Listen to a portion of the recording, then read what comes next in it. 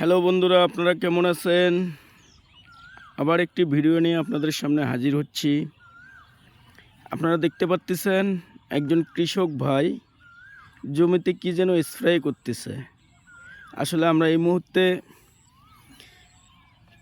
কৃষক ভাইটির সাথে একটু কথা বলতে চাইব যে আসলে দেখি উনি কি স্প্রে করতেছেন এবং এটা দিয়ে কি উপকার।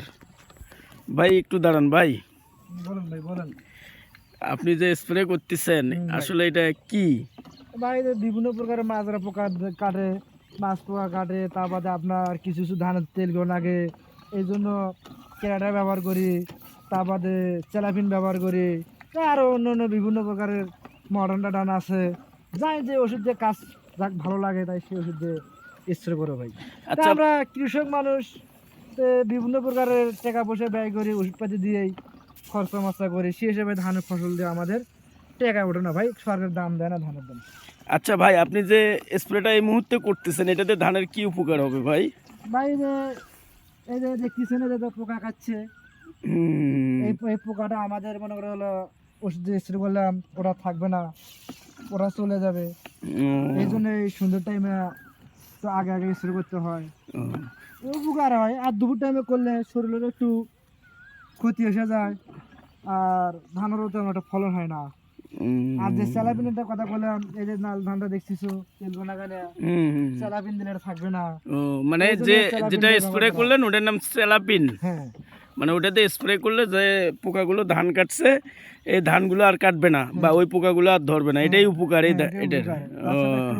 ক্যারাটে দিতে হবে, স্যালাবিন দিতে হবে, মানে যাই যে মডেলের ওষুধ দেয়। তা আমার কাছে ক্যারাটে, স্যালাবিন, তা বাদে এগুলোই আমাদের ভালো লাগে। তা এবার ধানের ফলন কিরকম আশা করতেছেন? আশা করতেছি আল্লাহ যদি বাল্লা মসুর না দেয় তাহলে তো মনে কাছাকাছি এসে যাবে। মানে এক শতক জমিতে 1 মণ ধান হওয়ার সম্ভাবনা আছে। সম্ভব আছে 7 ধারা 6 ধারা এর নিচে না, মন না হলে 6-7 ধারার নিচে আসবে না। ধন্যবাদ ভাই, আপনার সাথে কথা বলে অনেক ভালো লাগলো। আমাদের দর্শকরা অবশ্যই আপনারা দেখতে পারলেন বা শুনতে পারলেন একজন কৃষকের কথা, কেন এই জমিতে স্প্রে করলেন এবং কেন বা এই স্প্রের উপকারিতা কি। আমাদের কৃষক ভাই কিন্তু সেই কথাটি আমাদেরকে বলল। যদি আপনাদের ভালো লেগে থাকে অবশ্যই আপনারা কমেন্টের মাধ্যমে আমাদেরকে জানাবেন। হ্যাঁ, এবং যে সমস্ত পোকাগুলো আপনারা দেখলেন যেভাবে ধান কাটে বা নষ্ট করে, যদি এটার কোনো বিকল্প থাকে তাহলে অবশ্যই আমাদেরকে জানাবেন। আমরা দর্শকদেরকে সেটা জানানোর জন্য চেষ্টা করব অবশ্যই। ধন্যবাদ সবাইকে, সবাই সুস্থ থাকবেন, ভালো থাকবেন।